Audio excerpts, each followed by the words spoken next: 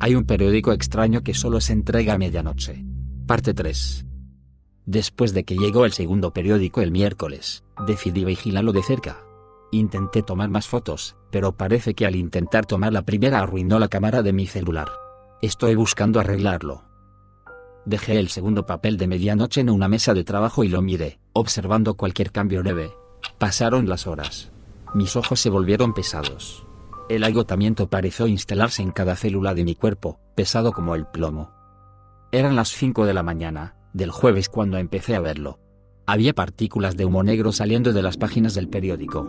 Me incliné más cerca, cubriéndome la nariz y la boca con un trapo para evitar inhalar el humo. Parecía que el papel negro se estaba quemando. Pero no hubo fuego. Las páginas estaban empezando a curvarse y alejarse flotando, desintegrándose en un fino humo ante mis propios ojos. Sonó mi teléfono. Fue un trabajo. Lo ignoré. Tenía que seguir buscando. Al mediodía, la portada había desaparecido. Las páginas debajo del día se estaban desvaneciendo también. A las 10 p.m., solo quedaba una página. A la medianoche del jueves, se había ido. Un día. El papel se había quedado durante 24 horas y luego se desintegró. De repente, me alegré mucho de haber tomado esa foto, aunque costó la cámara de mi celular. Me fui a dormir y soñé con humo negro y tinta blanca. Viernes. Otro periódico llegaría a medianoche. No estaba listo para otro. Estaba exhausto, asustado, pero también extrañamente emocionado. Esto fue raro. Extraño de una manera diferente a todo lo que he experimentado. Era como si hubiera un mundo secreto e invisible que hubiera existido más allá de mi vida mundana. Y ahora que me había topado con él, no quería volver. No me regañaron en el trabajo, pero hubo algo de tensión cuando inicié sesión el viernes. Lo que sea. Ellos no lo entenderían. Me gustaría ver cómo reaccionarían si tuvieran un periódico de medianoche en la puerta. 11:50 p.m. me senté en la entrada de mi casa. La puerta principal se cerró detrás de mí y la alfombra de bienvenida estaba a unos pocos metros frente a mí. Cambié la bombilla del Porsche por una nueva, por si acaso. A las 11:55 p.m., se me erizaron los pelos del cuello. Parecía haber una extraña electricidad en el aire. También hubo un escalofrío. Uno que se sentía en lo profundo de mi piel como si estuviera envolviendo mis huesos. A las 11:58 p.m., un sabor metálico llenó mi boca. A las 11:59 p.m., mis ojos comenzaron a picar y lagrimear, como si estuviera parado frente a una hoguera. Entonces sucedió. La bombilla no parpadeó, simplemente se apagó abruptamente. Estaba listo. Mi teléfono estaba en mi mano. Con unos pocos toques, acerqué la linterna. Una mancha de oscuridad, incluso más profunda que la que me rodeaba, apareció sobre la alfombra de bienvenida. Llevé la linterna sobre él y casi pude ver el paquete negro. Luego mi teléfono pasó de estar frío al tacto a arder en un abrir y cerrar de ojos. Lo dejé caer, oyendo el cristal romperse. Lo extraño fue que lo escuché antes de que golpeara el suelo. El aire a mi alrededor pareció desaparecer. Ya no respiraba oxígeno. No respiraba nada. Mis ojos se hincharon. Mi garganta se estremeció en protesta. Luego, la luz volvió a encenderse. El aire a mi alrededor era el mismo que había estado momentos antes. Tosí. Mis pulmones gritaban por oxígeno. Me encontraba mareado. Los tentáculos oscuros de una migraña ya se envolvían alrededor de mi cerebro como un tornillo de banco. Me giré hacia la alfombra. Necesitaba ver si el papel estaba ahí. Necesitaba saber si mi interferencia había provocado que me lo quitaran. Suspiré. Estaba ahí. El mismo bulto negro atado con el mismo hilo negro. Lo llevé al estudio de mi papá. Usé el cuchillo para cortar el cordel y desdoblé los papeles enrollados. Nuevamente fue un artículo, pero esta vez fue más largo. Esto es lo que se imprimió en las páginas negras. La niña nueva, maestro encarcelado relata un extraño cuento. El ex profesor de literatura inglesa, Mark Bowman, declarado culpable de asesinato el invierno pasado, se sentó en la sala de visitas de una prisión de máxima seguridad. Se veía demacrado, pálido, angustiado. Estaba muy lejos del joven atlético que era una presencia constante en millones de pantallas de televisión y teléfonos en todo el país. Bowman parecía tenerlo todo. Había enseñado durante casi una década. Era muy querido y muchos estudiantes lo citaban como la razón por la que descubrieron su pasión por la literatura. Fue el entrenador no solo del equipo de voleibol femenino de Roslyn High, sino también del equipo de ligas menores de la ciudad. Estaba casado con su novia de la secundaria, Heidi Bowman, maestra del jardín de infantes. En el exterior, su vida no solo fue inocua, sino francamente inspiradora. Es un hecho bien conocido que, en lugar de viajar a Europa o Hawái para su luna de miel, él y Heidi optaron por unirse al Cuerpo de Paz para ser voluntarios en África. Entonces, ¿dónde salió todo mal? ¿Qué transformó al Mark Bowman de hace 5 años, un entrenador y voluntario muy querido, en el Mark Bowman que ahora debe estar separado de la población general en una prisión por su propia seguridad? La respuesta tiene un nombre: Stephanie Campbell. Campbell era una estudiante de último año que asistió a Ricks High School. Era popular, inteligente, la jugadora estrella del equipo de voleibol femenino y ya había sido aceptada en varias escuelas de la Ivy League. La prometedora vida de Stephanie se truncó cuando, después de unas semanas de acoso tan severo por parte de Bowman, ella le impuso una orden de restricción. Sin embargo, este irrumpió en la casa de la familia Campbell y la atacó con un cuchillo. El juicio de Bowman fue un asunto rápido como la luz. Las pruebas se apilaron en su contra de manera tan completa que no dejó lugar a interpretaciones. Sin embargo, hubo muchos en línea que se unieron para defenderlo, citando su testimonio extraño e inconexo como evidencia de una enfermedad mental. ¿No lo entiendes? Dijo Bowman en la corte. Ella no es lo que piensas. Verás, solo esperé a que comience el nuevo año escolar. Si tuviera más tiempo, tal vez le habría puesto fin. Después de recordarle que Stephanie ya falleció, Bowman estalló en una serie de declaraciones y acusaciones extrañas, muchas de ellas dirigidas a los padres de Stephanie. Después de varios meses de ser bloqueados por el psicólogo designado por la corte para Bowman, pudimos establecer una entrevista con él. Sentado detrás del cristal, Bowman habló por el teléfono montado junto a la ventana. Su voz era un susurro distorsionado. Casi de inmediato, como si supiera que le íbamos a preguntar, se lanzó a contar su historia. Primero se llamaba Mónica Carson. Entonces así es como pienso en ella. Ella era la niña nueva ese año. Se mudó aquí desde California, o eso dijo. Ella fue instantáneamente popular, bonita, de una familia con mucho dinero. Ella estaba en la parte superior de todas las clases, con excelentes calificaciones. Llegó a la primera práctica de voleibol y todos pudieron ver que se convertiría en la mejor jugadora del equipo. Ella también estaba en mi clase de literatura y parecía saber más que yo. Podría citar a Yeats en el acto. Sin embargo, Oscar Wilde era su favorito. Entró en la Universidad de Yale, y en la de Stanford también. Fue a Yale para estudiar química. Niña brillante. Incluso era la reina del baile de bienvenida. Había algo en ella, como una chispa. Mónica era casi demasiado brillante, extrañamente inteligente. Parecía ser capaz de aprender las cosas de inmediato y recordar cada pequeño detalle más tarde. Mi auto se averió una vez, justo en la escuela. Debe haber habido una docena de maestros tratando de ayudar cuando Mónica se acercó.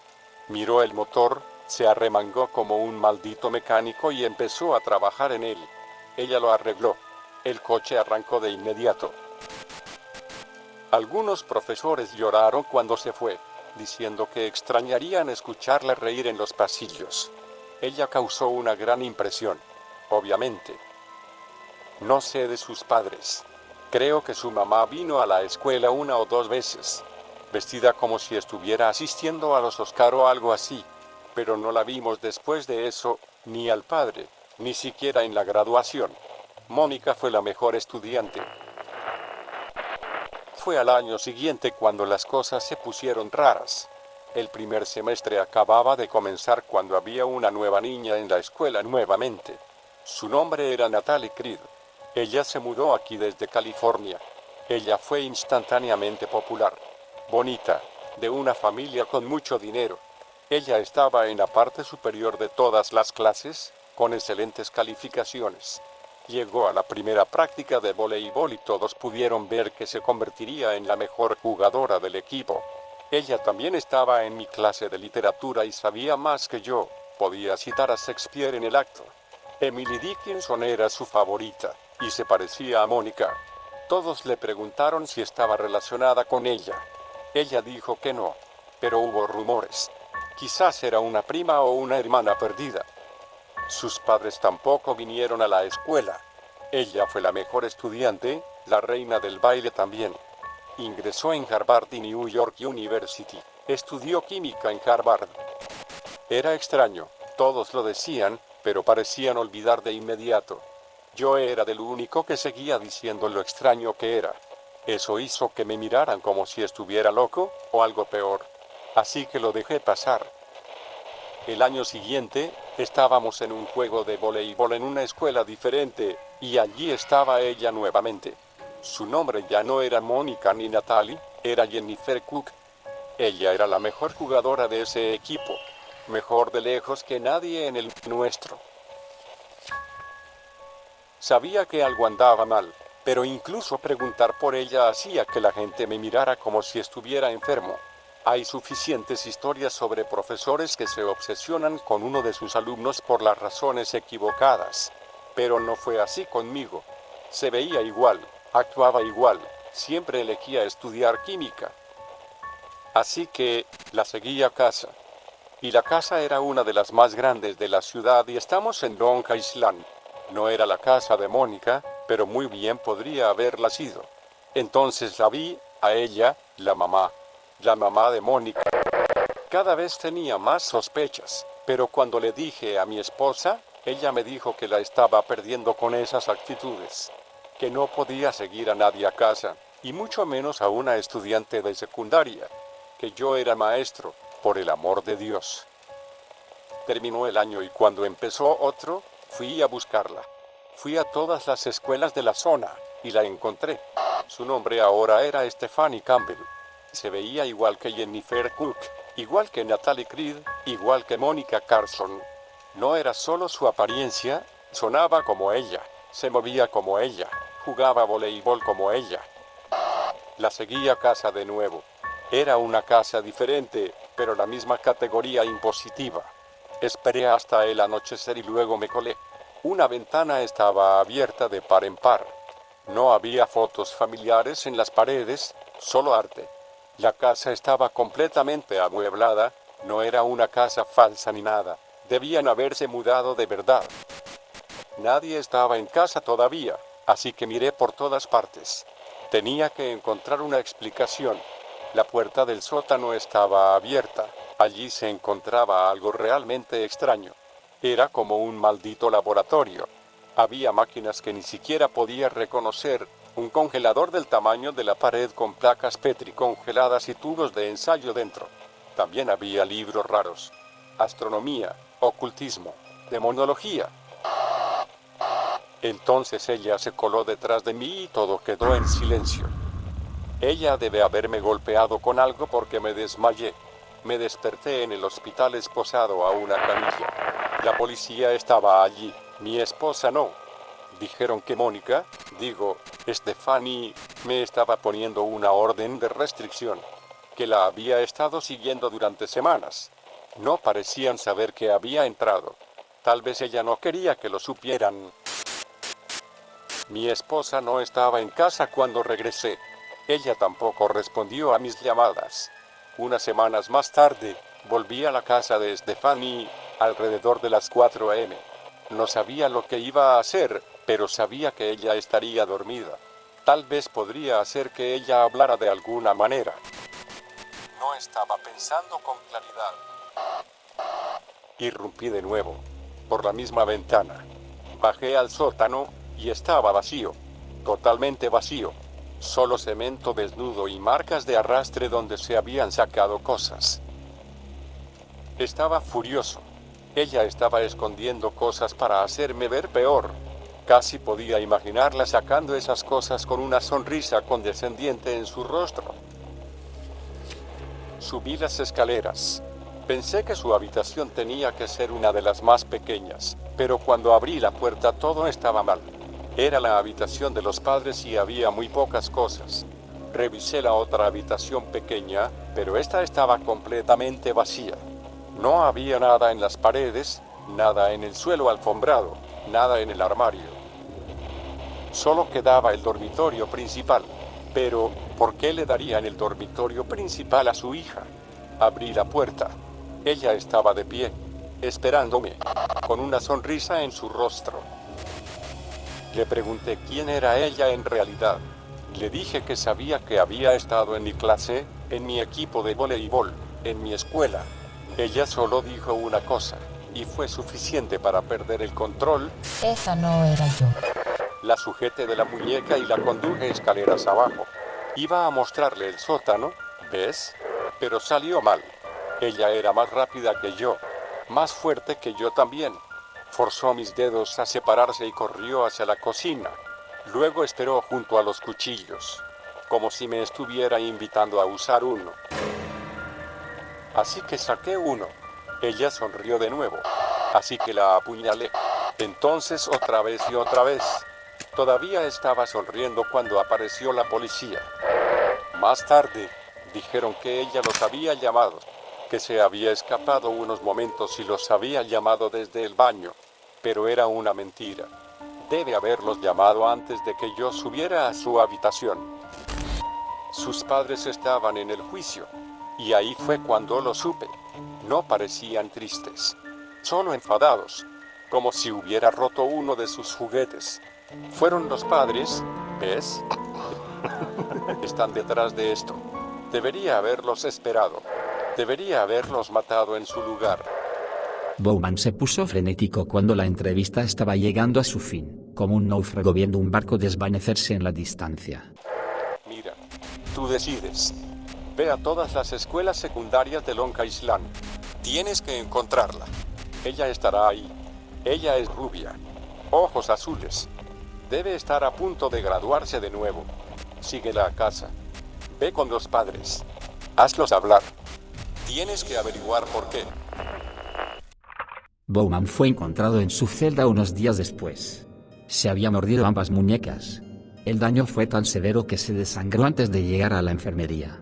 Nadie involucrado en esta publicación cumplió con su última solicitud, e instamos a nuestros lectores a que también la ignoren. Leí el periódico un par de veces. Long Island, no muy lejos de donde vivo. Pero nunca había oído hablar de este caso. Un asesinato como ese, un juicio como ese, que involucra a un profesor y un alumno, habría oído hablar de eso. Para cuando terminé de leer, eran casi las 2 de la madrugada. Me derrumbé en la cama y me quedé dormido. Mi mente todavía estaba llena de páginas negras y de esa sombra que las había dejado en mi puerta. Pasé la mayor parte del sábado frente a mi computadora, escribiendo diferentes variaciones de Mark Bowman y los nombres que había dado en el artículo. Nada. Solo me encontré con aparentemente miles de perfiles de Facebook. No hay artículos. Sin titulares. Sin páginas conmemorativas. Ayer dirigí mi atención hacia los 2 primeros artículos. Busqué en internet y encontré solo anuncios médicos y juegos de leyendas urbanas. Sin mención al juego de la azotea. Ni una mención al médico de remoción. Decidí dar un paseo. En realidad, era tarde, casi medianoche. Pero no tuve que preocuparme por eso. El próximo periódico debía entregarse el miércoles por la noche. Caminé hacia la parte agradable de la ciudad, donde siempre parecía haber nuevos negocios y nuevos edificios en construcción. El aire frío se sentía agradable en mi frente, donde ya estaban creciendo las semillas de otra migraña. Entonces lo vi. Fue algo tan sorprendente, tan inconfundible, que sacó el dolor de mi cabeza en un instante de conmoción cegadora. Estaba mirando uno de los nuevos edificios de apartamentos que se habían construido el año pasado. Ya estaba bien poblado. Podía ver el patrón de tablero de ajedrez de las ventanas iluminadas y las habitaciones oscuras. Nada fuera de lo común, hasta que miré la azotea. Había una pequeña silueta parada ahí, en el borde de la azotea, en la repisa. Corrí hacia el edificio. Quizás estaba a una cuadra de distancia. No estaba pensando en la distancia, en la diferencia de altura, en el hecho de que mi voz no podría llegar hasta allí. Solo estaba pensando en esa silueta, en cómo era casi exactamente lo que había imaginado cuando leí mi primer periódico de medianoche. El vestíbulo del edificio estaba oscuro. La recepción parecía estar vacía. Las puertas dobles de vidrio eran inamovibles. Había un lector de tarjetas electrónicas en la pared junto a ellos. No pude entrar. Retrocedí, de pie en medio de la calle. Estiré el cuello y ahí estaba. La pequeña sombra con la forma de una persona parada en la cornisa, temblando y temblando bajo la presión del viento a alta velocidad. Estaba parada sobre una pierna, la otra colgaba sobre la cornisa. Empecé a gritar, pero el sonido murió en mi garganta. Porque la persona ya era borrosa. Cerré los ojos, pero lo sentí de todos modos.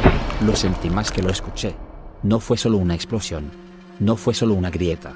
Era algo que sientes en tus huesos, algo que te apuñala en el estómago y te quita toda la sensación de las piernas. Cuando abrí los ojos, no me atreví a mirar el cuerpo. Solo vi los riachuelos rojos serpenteando hasta la cuneta. El juego de la azotea. Era real. Ahora era real.